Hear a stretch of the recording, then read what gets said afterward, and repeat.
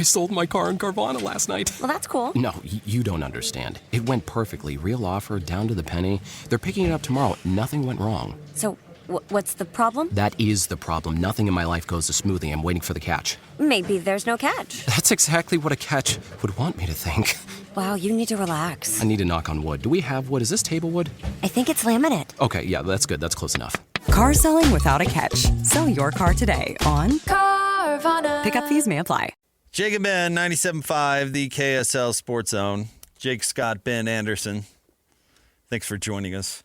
What's wrong with you? On a Friday. What? You've got all this attitude all of a sudden. Well, first of all... Thanks for joining us. Okay. First of all, I always have attitude. You do, but sometimes you can't. I can tell, but There's you always laid it on pretty heavy there. A little sass on this show.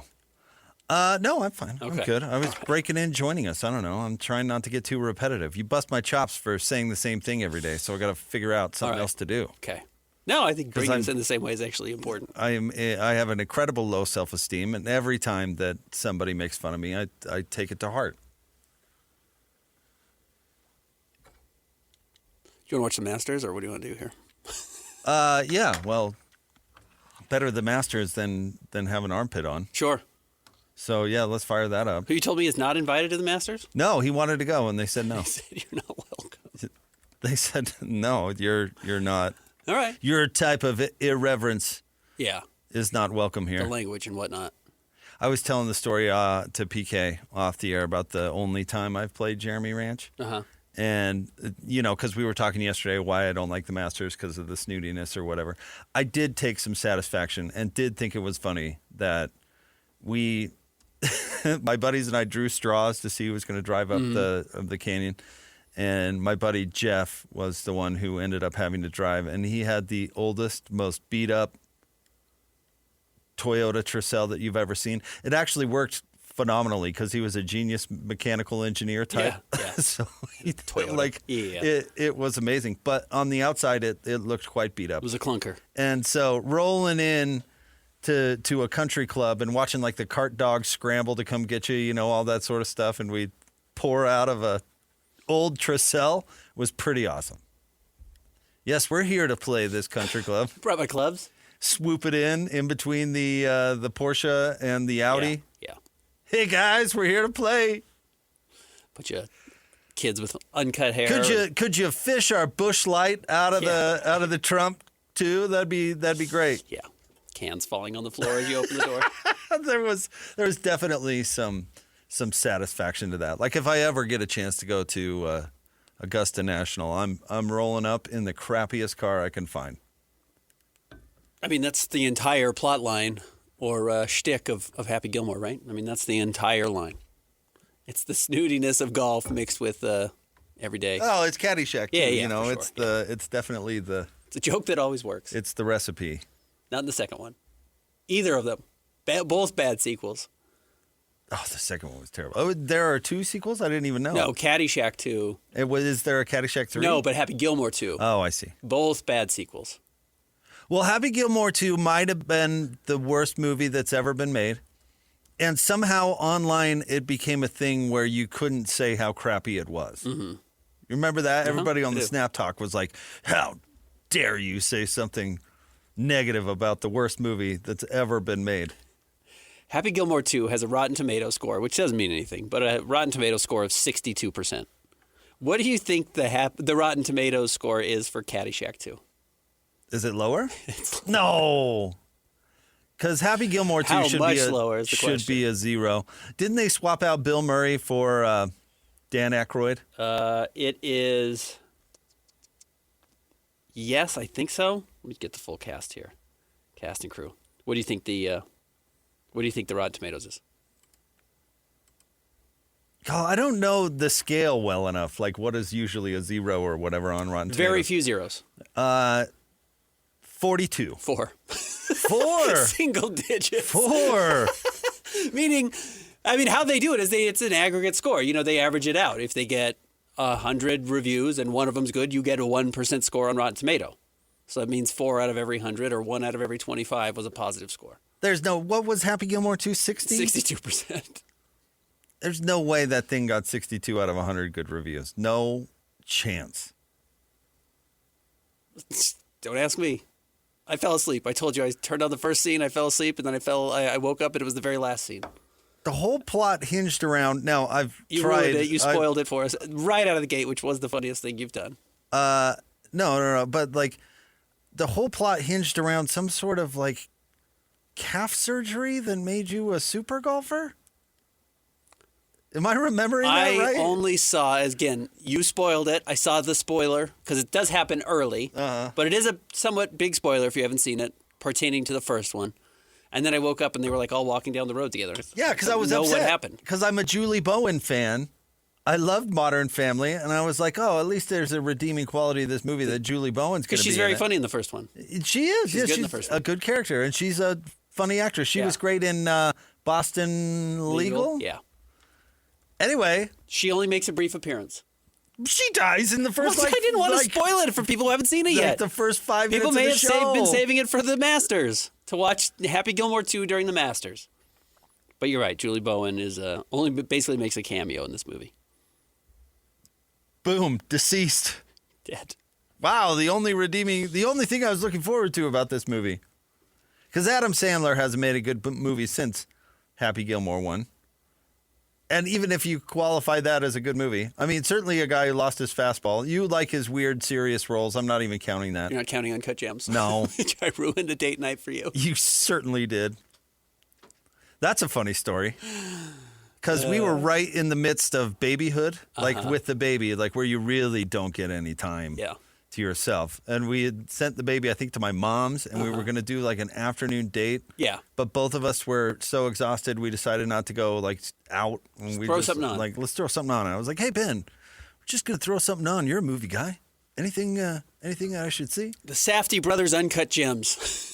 Ben's like Uncut Gems. It's a thrill ride. So really, we're just looking for like a mindless break, and we get the most. I mean, like mental panic-inducing anxiety. Anxiety. That's driven. the word Yeah. I'm looking for. A movie that is just 1,000% anxiety. I was like gripping my couch the whole time. But Kevin Garnett's in it. It's one of those movies where you just get frustrated because the character makes the wrong decision every single time. Yeah. It's true. Every single time. It's like, no, don't do that, dude. It's like watching a horror movie, but in a different way. Yeah. Like, don't go into that room. What are you doing? But has the same, like, makes you feel bad watching it trait. Certainly So I uncomfortable. apologize. It was my fault. But has Adam Sandler... I remember the last Adam Sandler comedy I even gave a chance was Little Nicky. Yeah, You ever see that one? I didn't watch that one. No. Big Daddy was, of course, big when I was in high school, and I watched Hubie Halloween during COVID. I don't even know what that is. It's his Halloween movie. Wait, he turns into a werewolf, I think. You know what? I'll take it back. His animated franchise, the vampire one, Yeah, Hotel Transylvania. is pretty good. The first couple are funny. Yeah. Yeah, I'm with you. All right. There's Apologies. our Adam Sandler breakdown. But Ash, honestly, you have a favorite Adam Sandler? don't watch Happy Gilmore 2. It's Happy Gilmore's Yeah. my all-timer. I am a big fan of Billy Madison as well, though. Yeah. LT's cameo in Waterboy might be the best. I know we've drafted yeah. cameos. Fair. I don't know. I Yeah. can't remember if we drafted that or not. But him standing up I don't think we've done sports cameos. We should do that. We should put that on the list. on the list for what you got Sports Wednesday. cameos. Okay, here's my question, though. Sandler remade The Longest Yard. Uh-huh. Were you a fan of it? Oh, I never saw it. Yeah, I don't think I ever saw it either. Yeah. I actually thought it was pretty decent. I didn't Okay. like the original Longest Yard. Okay. Oh, okay. I don't Well, think I've seen it either. that would probably change a few things then. But wasn't it Burt Reynolds in the original? Yes, Yeah, and yeah. Burt shows up back in this. Yes, he this- does. The remake. But I remember to this day. Do you remember the old Sandy Dollar theaters, the ones at the Sandy I lived Mall? in Sugar House. It was the Dollar Theater in Sugar House. But I watched The Waterboy at the Sandy Dollar theaters, and I remember LT doing his cameo, and he said, "Kids, don't smoke crack." And I'm not kidding you. He had been arrested for crack like a week before. Yeah, it's a good joke. It was an amazing cameo because it had to be filmed like a year before, and was absolutely relevant to the day. Yeah. Waterboy, thumbs up or thumbs down? I enjoyed it. I'm easily entertained, though. Yeah. Fine. Slapstick humor's its own thing. Yeah. Totally fine. What's her name was pretty funny. The gal from About Schmidt. Kathy Bates. Yeah. Yeah. Terrible movie about Schmidt. It's fine. It is not. All right. Where do you want to start today, Ben? The Mammoth clinch. Let's talk to Mammoth. That's a clinched huge deal. Their first playoff, I guess, berth ever. I'm still confused if we're counting Phoenix or not, but I suppose we're not. The Mammoth or not, seems like the rest of the NHL was very mad last night that they weren't going back to the days of when they were the Winnipeg Jets, because they were a lot of, the NHL tweeted it out and Frank Saravalli tweeted it out and all the, insiders for the NHL tweeted it out, the Mammoth making it for the first time. And a bunch of Arizona fans were angry and a bunch of Winnipeg fans were angry. And whatever, it doesn't matter here, neither here nor there. Well, hey, I have sympathy for the good folks of Winnipeg. I have none for the good folks of Phoenix. A lot of hatred towards Alex Marullo last night, the former owner of the Coyotes, who just let that thing absolutely collapse. And deserves what he gets. Here's what my thought was last night, and I was left wondering, and I'm curious about your opinion on it. I think this portends as a positive sign for Ryan Smith's ownership of sports teams. It's kind of been the big question about the Jazz. He inherited a very well-built team from the Millers when he bought them. He reinvested in them. It lasted a year or two. I can't remember exactly the timeline. And then they blew it up, and he started this very long rebuild, which I think is probably the right strategy, but it's certainly been painful. And a lot of teams start rebuilds and don't know how to get out of it. And we will see if the Jazz figure out how to get out of it.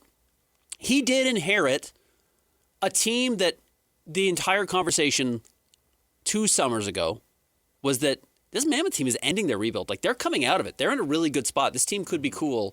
And it turns out that they actually have gotten there. Now, they've actually been pretty aggressive in building this team along the way. They made a big trade for Sergachev, and they've gone out and they've gotten Uyghur, and they've gone out and they've gotten J.J. Peterka. They haven't just kind of rested on their laurels. They've been aggressive. They've made trades on draft night. Does Ryan Smith get credit for this team making the playoffs this year? And is that a feather in his cap as it comes to team building and being a winning owner? Short answer? No. Okay. But certainly with some subtlety, because I don't think we can draw a conclusion on Ryan Smith as an owner. Yet, of course. Yeah. And this doesn't mark that. And they are making the playoffs because of him, and I'll explain why. But he did not build something from the ground up. He did inherit, all those grumpy Phoenix fans. Why didn't they, make the playoffs more or have more success? Well, it was because the owner didn't support the franchise the way it needed to be supported, and they were in a perpetual rebuild, not unlike the Phoenix Suns for a long time. And so, a bunch of young players came with it. And here's where I will give Ryan credit, and then we can talk about some other things. He identified the pieces, including Bill Armstrong, in the franchise that worked, and stuck with it. Yeah. I would throw Bear in there too. Yeah, absolutely. He saw that was working in a franchise that wasn't working, and kept that continuity, which I think is smart. And then put his imprint where he could. He hired a smart guy as the president of the whole operation, right? And then supported the franchise with infrastructure, contracts. Mm-hmm. I think a couple of savvy trades. We'll see how that pays off, but that's not really him. That goes back to the trusting in the people that are there. Not all of them have been grand slams so far. But the goal changed, and he had the ability to make the goal change. Morello, or whatever that bozo's name, had different goals and didn't have the ability to make the goal change. The goal wasn't hoisting a Stanley Cup trophy. The goal was, I don't even know, keeping the lights on. At one point, finding a place to play. Yeah. I mean, it was very much a Donald Sterling-esque approach to owning a franchise. And Donald Sterling will always be a beacon of bad ownership. And that's kind of hey, I don't care about fielding a good team. I'm going to carve my, whatever profit off the top of, saving everywhere else. And so Ryan Smith is not that, which I think is a good thing. And he had already shown that with the Jazz, in my opinion, by, investing in the infrastructure and showing support and doing all of that. If you're going to hold on the floor results against the owner, I'm assuming you're implying the rebuild and people out there who think that wasn't a smart thing to do. I don't agree. I'm with you. I think rebuilding was the only decision at one point. Again, they could have rebooted around Donovan and Rudy, but that was going to be so difficult. Yeah. Given where they were from a personnel standpoint and asset standpoint, capped out, all of that stuff. The rebuild made total sense to me. And from an ownership standpoint, what can you really criticize about the rebuild? If anything, he's been great. He's held the line. Well, and the fact that the NBA is now changing what the rebuild is going to look like, and that's their attempt, is to get rid of this Jazz's current pathway. They may have gotten in at the very right time. Now, they may also be the reason that the NBA is changing some of its rules because of how they've handled this for the last 4 years. But yes, I'm with you, and I think sometimes when I've called Ryan a infrastructure owner.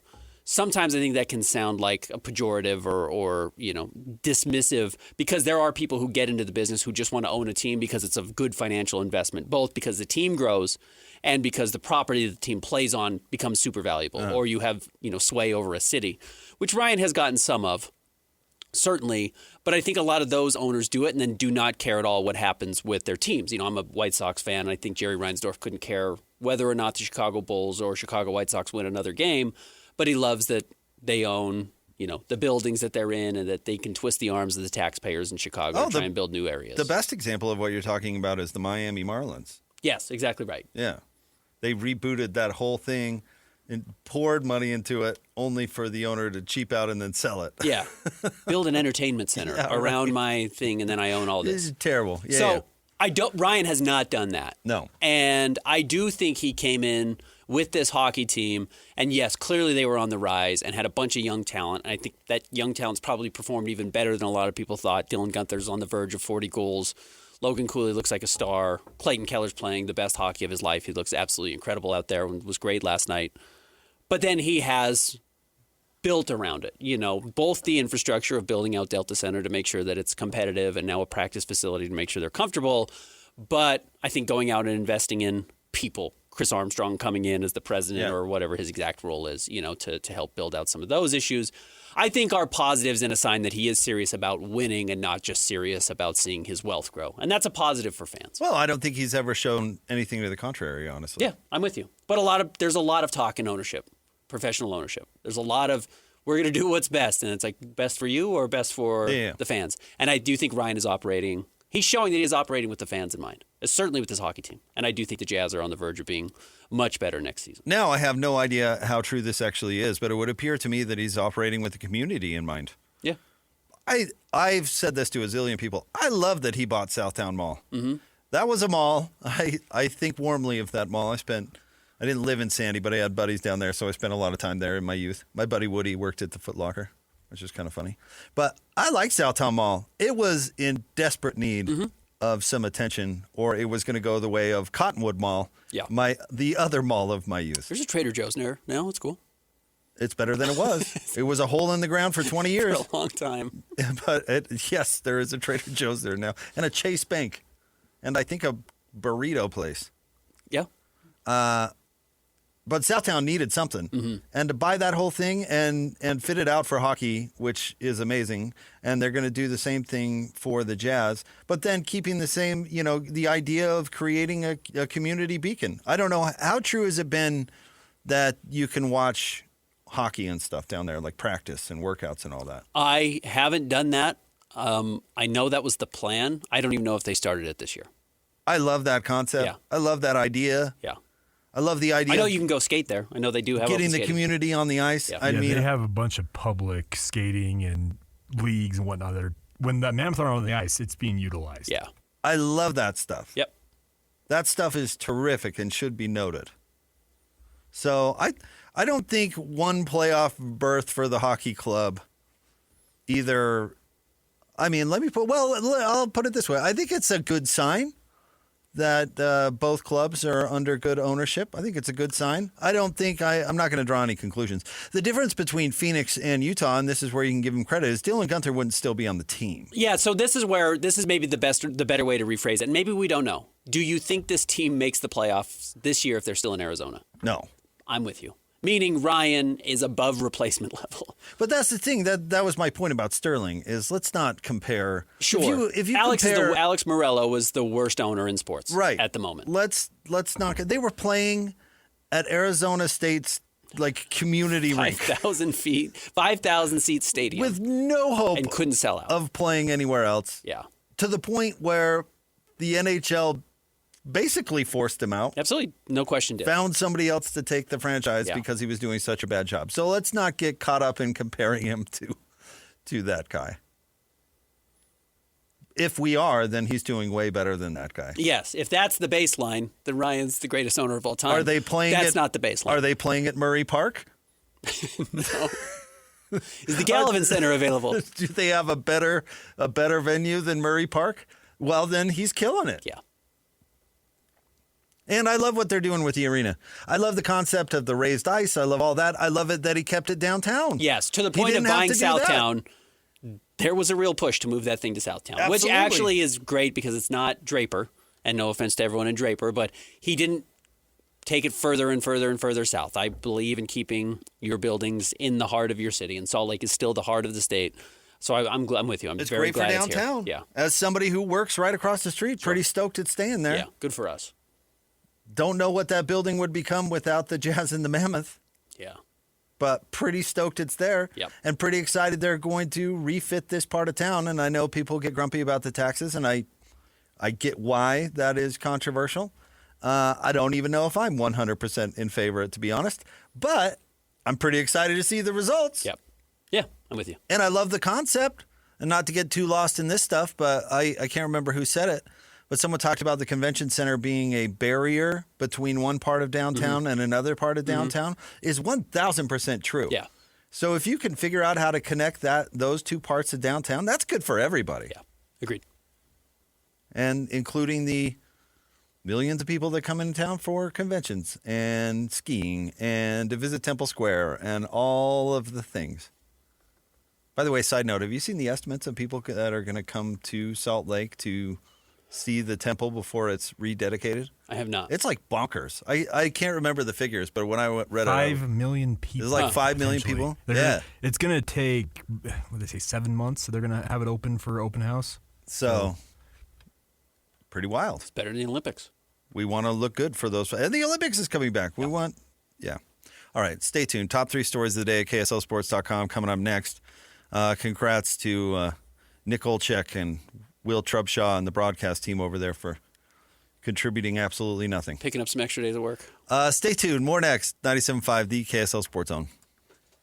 Whirls around and down. 97.5, the KSL Sports Zone is your exclusive home of the Utah Jazz. And we want to send you to the Delta Center to see the Jazz in action. Listen every Tuesday for the Jazz Ticket Tuesday Sounder at 30 past the hour, every hour, all day long. And if you're caller number 12, you'll be on your way to an upcoming game. Buy one, you'll get one free. It's Jazz Ticket Tuesday, every Tuesday throughout the NBA season on your radio home for the Utah Jazz. 97.5, the KSL Sports Zone. Jacob Ben, 97.5, the KSL Sports Zone. Top 3 stories at KSLSports.com is brought to you by J. Brooks Jewelers. Cherish your love with J. Brooks Jewelers. Explore their expertly crafted engagement rings made from the finest materials. J. Brooks Jewelers. Christian's baby sabbatical continues. So Hatch Jeez, how long is this thing going to last? is with us. Another Baby's been week or alive for so? 6 days. What's going on here? Come on. Come on, man. Hatch, where do you want to start? Yeah, number 1, Utah Jazz host the final home game of the season. It's here already. Do we have any idea who's going to play? Well, Ace Bailey is not on the injury report, so that's a positive sign. I do think they may allow him to try and go for 50 tonight.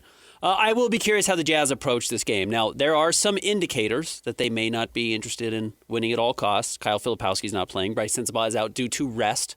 So that is 2 of the Jazz's. Get that rest with 2 games to go. You got to save him. Save it for the finale, Bryce. There are, between those 2 guys over the last, I don't know, Jake, you've been covering this team as long as I have, longer. What are those guys averaging? 50 points total over the last 2 weeks? Yep. Between Flip and Bryce. So that's a lot of points out the door. That's meaning Oscar Shibwe and Kennedy Chandler and Bez and Bang and Cody Williams are probably your starting lineup. So we'll see if the Jazz can put it on Memphis. Memphis doesn't have a huge motivation to win either. Nor are they going to play anybody? No, I don't think Memphis is going to play anyone. Memphis is sitting on 25 wins. They're tied with the Mavericks at 25 wins, and they are one game behind the New Orleans Pelicans. So there is some value to Memphis not adding other games, similar for the Jazz, who are tied with the Kings. I just have ESPN in front of me. Do you have an updated injury for Memphis? Let me pull it up real quick. Because ESPN tends to be a little bit behind. No, it's off, and the NBA is good. In fact, there was one that was just released 5 minutes ago. Santi Aldama out, Contavious Caldwell-Pope out, Brandon Clark out. He just got in trouble for drug trafficking. Cedric Coward out, Zach Edey out, Taylor Hendricks out, Gigi Jackson out, Ty Jerome out, John Morant out, Scottie Pippen Jr. out. Big one, Olivier Maxence Prosper. But not doubtful. Walt. Javon Small, questionable. Cam Spencer out. Jalen Wells out. But Walt not on there. Walt not on there. We're going to see the return of Mr. Clayton. And who knows who else? That's more than the Jazz have. There is another injury report I saw earlier that had Walt Clayton as questionable due to a hit. Yeah, day to day. But what Ben has should be I more. would say This more is the up to- official yeah. NBA one. Yeah, so there oh, you wait, go. no, it's here. I'm sorry. It is here. I skipped over after Brandon Clark. Questionable. Hip soreness. Walt Clayton. Which means out. Probably. Which is too bad. I wanted to see Walt play. He has not looked dramatically better. I still think that's a dude with some potential. I agree. I feel the same way about Taylor Hendricks. Oh, yeah. Well, Taylor's got the physical tools, Yeah. certainly. But Walt did some good things when he was here.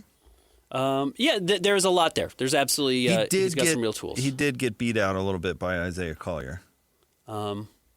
Yeah, and rightfully so. I mean, Isaiah's in his second year and was a much higher ranked prospect. Now, that doesn't mean a ton, but maybe by year 2, Walt Clayton has caught up to Isaiah. And that's very possible. Isaiah's an incredibly flawed player, though. Yes. And honestly, Walt should have beat him out.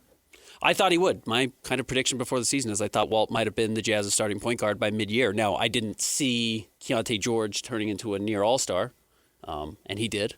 And Walt was not quite as prepared for the adjustment to the NBA as a lot of college seniors I thought might be. See, I thought Collier grabbed it a little bit. I don't know if I'm right. blaming Walt as much as giving Collier some credit. He said, yeah, I'm flawed, but watch this. I'm going to carve out something. We talk about roles a lot.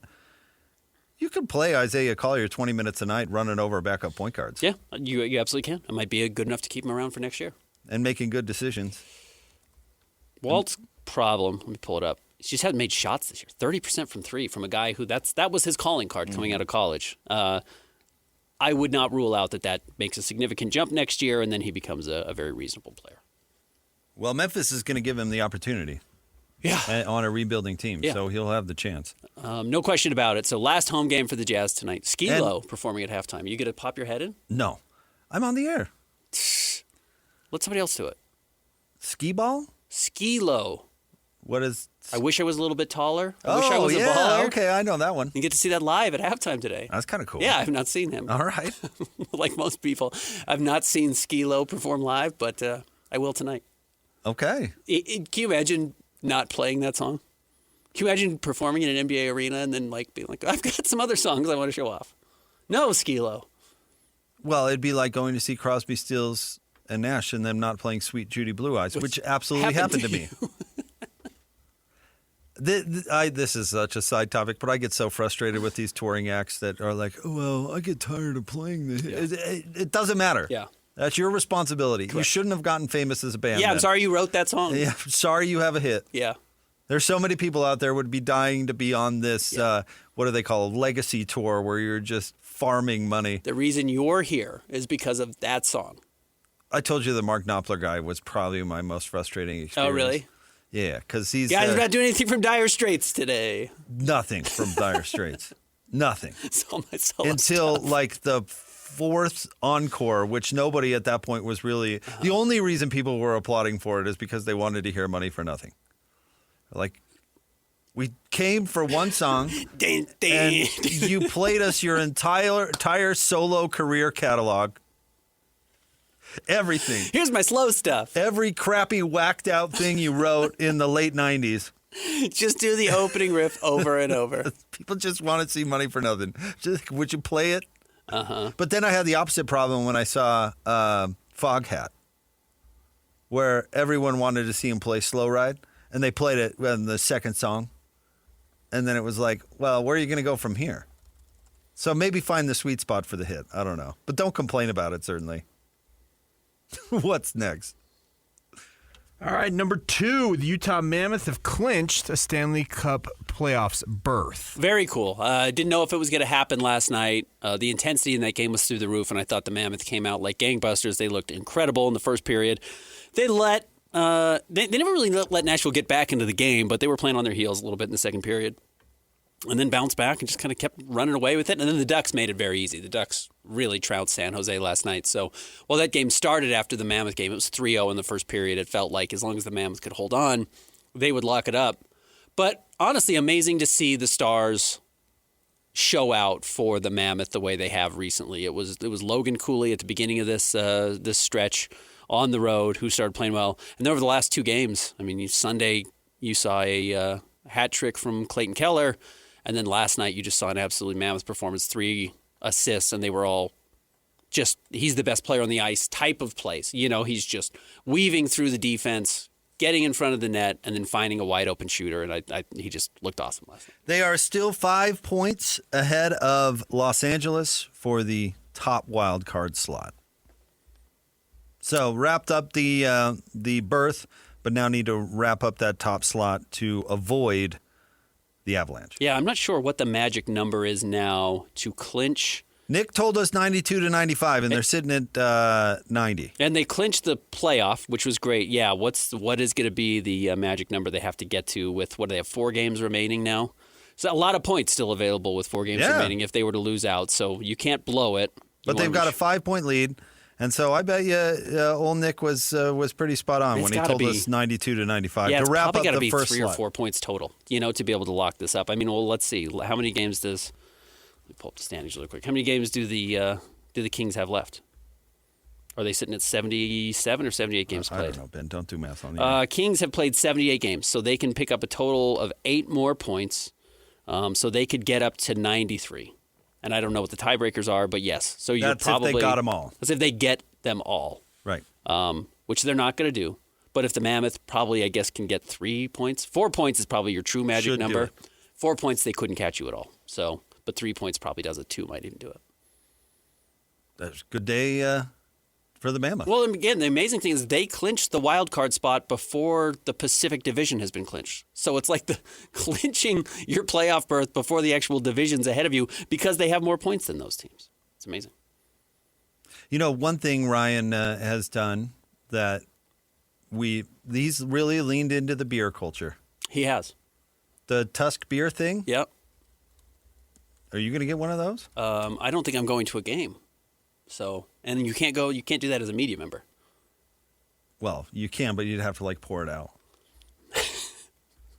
I'm with you. The Mammoth games that I have been to, they really do lean into the beer camp. Oh, yeah. I'm there all the time. Chug your beer. Slam your beers. Well, we're our studio's right next to a beer cart and a beer stand, and there's a beer line most of the night. But yes, the Tusk mug only sells beer. And it's meant for chugging beer. It's got a ergonomical design, so it works with the air bubbles, I guess. And to give the Millers credit, they started leaning more into you're going to have a beer at a basketball game. The last time they did a renovation, and they made it a lot more available, but did not lean into that at all for a long time. The mug costs $28, including the beer, which is only $2 more than a normal beer. So is that true? It's a good price. $28?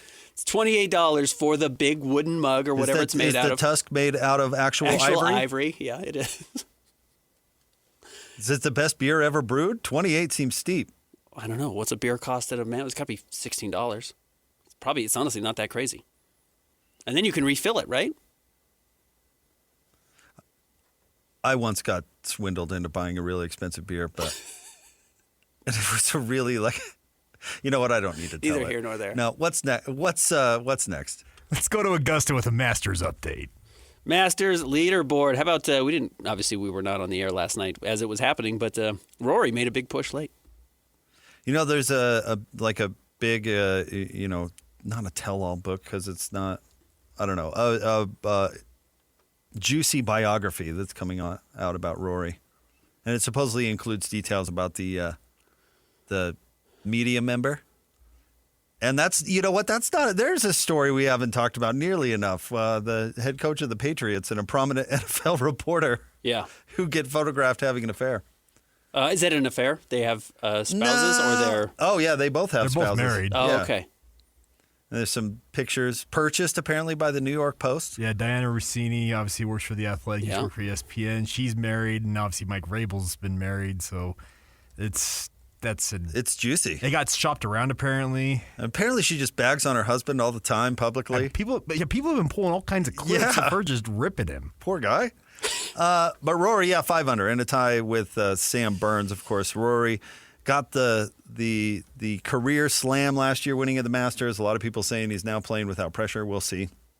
I would never doubt Rory's ability to collapse at any moment, really. Or any golfer, but Rory certainly.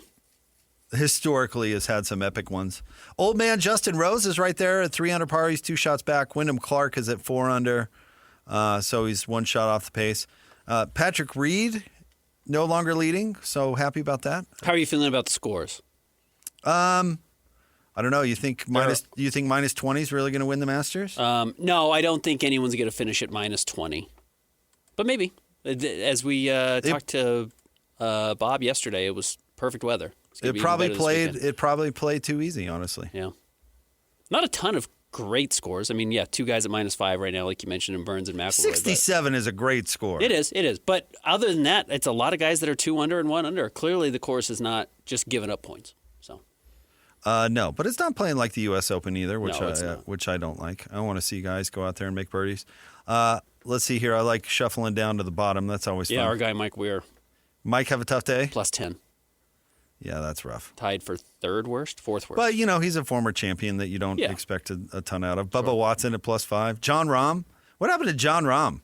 Plus 5, and it feels like that dude just forgot how to play golf. Liv killed him more than anybody. He went over to Liv, and nobody can really push him. Because for a minute, he was the greatest golfer on the planet. Yeah. And then, he went to Liv, cashed in, probably quit, which is exactly what I would do. Just stop working. Yeah, they gave the donkey the carrot. He stopped walking. We'll have Brian Taylor on with you guys here in a bit. We had Bob Casper earlier this morning, and Bob essentially alluded to that fact. He's like, these guys are getting a lot of money. Yeah. They don't have anybody that's anywhere near their level in Liv, and they get to wear shorts. Yeah, the shorts made them soft. They play rock music. We're playing 9 holes. Play some yacht rock. Let's go. DeChambeau was plus 4. Yeah. And that was the dude that said 67 is his par at Augusta. Okay. All right, pal. Made his own club. Shot a 76. Well, good luck. Didn't work. Print some new clubs. Stay tuned. More Jake and Ben coming up next. 97.5, the KSL Sports Zone. Just a bunch of guys sitting around and talking sports. This is Scotty G and friends. Tony Jones from The Athletic. When you get blown out at home by a team that lost 16 in a row, I applaud that lack of effort. That was impressive by the Jazz. The lengths that the Jazz are going to pull this off and to make sure that they keep that pick. I got to say, this is the best front office in the league at this point. I'm all in. Because they're going to keep their pick, all right? They're going to get a top 5 pick. Listen, you ready for me to get wild on here? Let's go. I'm going to get wild on this show. Let's do it. If the Utah Jazz get A.J. DeBancer, they're winning an NBA championship within 3 years. Lloyd, you rolling on that? Lloyd's got it. Lloyd, you got that? Wow. Catch Scotty G and friends weekdays from noon to 3 on 97.5, the KSL Sports Zone. Mom, can you tell me a story? Sure. Once upon a time, a mom needed a new car. Was she brave? She was tired, mostly. But she went to Carvana.com and found a great car at a great price. No secret treasure map required. Did you have to fight a dragon? Nope. She bought it 100% online. From her bed, actually. Was it scary? Honey, it was as unscary as car buying could be. Did the car have a sunroof? It did, actually. Okay, good story. Car buying you'll want to tell stories about. Buy your car today on Carvana. Delivery fees may apply. Jake and Ben, 97.5, the KSL Sports Zone. We're teaming up with Beehive Meals. We're honoring people that impact youth sports in our communities. Nominate the youth sports volunteer you know for the Beehive Meals Hero of the Week at KSLSports.com/contests, and then listen every Thursday afternoon to to JJ and Alex for the winner. It's the Beehive Meals Hero of the Week. Big 12 schedules starting to, I don't want to say leak out, but being released. Specifically, the weekday games have been announced. There are going to be, I believe it's every team. I haven't taken stock or made a list of this, but here are the weekday games to be played by the Big 12 this football season. Friday, September 11th, Missouri at Kansas. September 18th, Houston at Texas Tech. October 9th, Iowa State at BYU. Good game. Going to be an interesting Iowa State team this year with the new head coach. October 30th, day before Halloween, Baylor at Central Florida. November 6th, TCU at Arizona. November 13th, Houston at Colorado. November 20th, Iowa State at Central Florida. So UCF gets a few of these. Iowa State also has a couple of these. November 26th, TCU at Texas Tech. Thanksgiving night. That's Thanksgiving night. And then the day after Thanksgiving, the University of Utah at home hosting West Virginia. I like the Friday after Thanksgiving slot if I'm a fan. I like Friday games. I know that there's big backlash right now amongst Texas Tech fans and Houston fans not wanting to play on a Friday night and robbing trillions of dollars from the Texas economy, apparently because you're going head to head with Friday Night Lights of high school football. It's not a thing here. Why do you like Friday night games in general? I just like having things on that I want to watch on Friday nights. As a viewer, I like spreading things out between Fridays and Saturdays. Because I guess I'm not thinking as a viewer. I'm more thinking I can't stand weekday games because their start times can be no earlier than 7, especially in the West. So well, I feel bad for new father Christian Esparza who has to work the game. Yeah, hard pass. No, give me Saturday games. I don't like them. I understand them. That's why I wanted you to clarify. Like, I get why they do it. I understand it, but I'm not a particularly smart person. So, like, if there's a thing on TV, I'm like, Yeah. oh, cool, TV's on, and I know this team. Yeah. So I will watch it. Well, I can stream something else. I want the games on Saturday, and I want the kickoff to be pre-6 p.m. I actually like staggering games on days, to be honest with you, because it makes it easier for me to watch Utah, West Virginia if BYU has to play on Saturday in the final week of the season, you know? Like, Hatch, do you personally like anything about weekday games? So in my circumstance, I actually don't mind them one bit. It allows me, because I think both of you know, college football is my jam. Yeah. That is and if a team like BYU that I cover heavily plays a Friday night, I got a full Saturday. I can watch everything else. Because if I'm covering BYU, it chews up 8 to 10 hours of that day. And if I'm a fan and my team wins on Friday, I have the best Saturday because you're right. Sure, I just get to dial it up and I just get to take it in. The vibes are great. Yeah, it's great. Absolutely. And because I've always said this, I think college football is a sport for panickers. I think football in general is a sport for people with anxiety. It's so anxiety-inducing when I watch it that I imagine the fans of it feel the same way, but more so. So you win on Friday, and you're having a good day on Saturday. And by the way, I think Utah and BYU should both be favored in these games against Iowa State and West Virginia. Do you think I care for 10 seconds about how people feel on their Saturday? No, I don't. No. I don't care about that at all. But I do. That doesn't factor. I'm telling you, I like shiny new things. So when there's a Friday, I'm like, oh, a team I know. That's that fun. doesn't factor into my feeling at all. Now- No, I'm the grumpy old man who yelled at Bronco. It's not in the afternoon anymore. Let's put college football where it belongs. Let me insert one thing on the BYU side of this. That game on October 9th, the following week is BYU Notre Dame. This gives them extra prep time for Nice. the biggest game on their schedule outside of Utah. Well, that's an interesting on the plus side because most of the time coaches hate it. I agree. Man, NFL, they hate playing on Thursday. Now, I will tell you, because I'm not Jake Hatch, I do not watch Wednesday Maction or whatever. Like, I am with you. There is some, like, time and place. Come on, the Fun Belt's fantastic. There is a time and a place for college football. I have just expanded it to accept that Friday and sometimes Thursdays, that can be a part of the conversation, especially Thursday, November 26th, Thanksgiving. It's a football holiday. That I'm fine with. That's a Yeah. different. That's a different circumstance. I actually think that Friday is cool and can fit into holiday weekends quite nicely. What I am glad is these are home games here at BYU and at Utah. You're going to start in the middle of the night. It's going to be cold. Mm-hmm. I'm not outside. But good time. Well, you know, you're thinking about you. I'm thinking you're about not. me. No, you're not. No, you're not going to be outside either. Why would you be outside? You're at home as well. Probably. You going to these games? No. Well, then you're going to be inside where it's toasty I warm as haven't. well. And you don't care about anyone else. You just said that. I haven't covered a game in a while, but I do have PTSD about those post games. Oh, I did a lot of pre-half and posts for Utah and BYU, but right up there on campus. But even sitting in my couch, The sprinklers turn on us. Games ending at midnight is just too much. I mean, Jazz season's back at this point for us for both of these games. October 9th is preseason. November 27th, Jazz are a month into the year. Yeah, that's why a lot of people like the fall. Yep. A lot going on. Yep.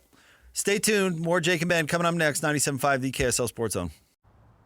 Hey, sweetie, your mother showed me this Carvana thing for selling the car. I'm going to give it a try. Wish me luck. Me again. I put in the license plate. It gave me an offer. Unbelievable. Okay, I accepted the offer. They're picking it up Tuesday from the driveway. I haven't even left my chair. It's done. The car is gone. I'm holding a check. Anyway, Carvana, give it a whirl. Love ya. So good, you'll want to leave a voicemail about it. Sell your car today on Carvana. Pickup fees may apply.